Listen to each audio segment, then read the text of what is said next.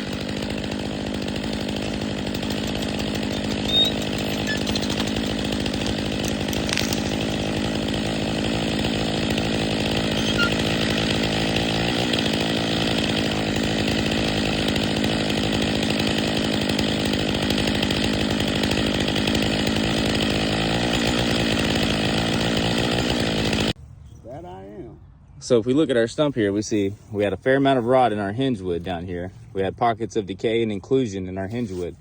And I didn't need a whole lot. What I really needed was a nice deep wedge, so that way I can get the weight over the apex of the wedge, or the notch, the felling face of the notch, to get the rest of the tree to go where I wanted to.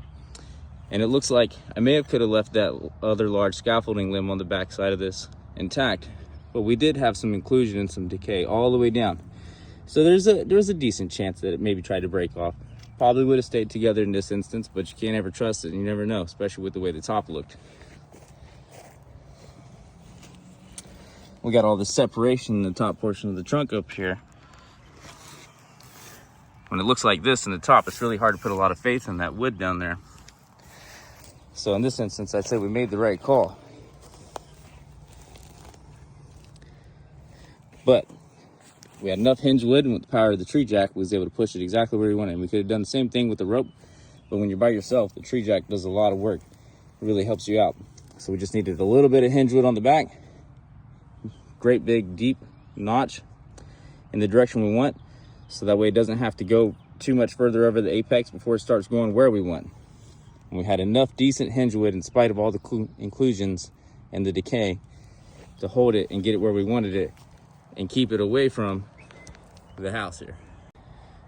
What say you, Mr. Webb? You happy about it? I couldn't be happier. I couldn't be. That went so smooth. Oh, thank you.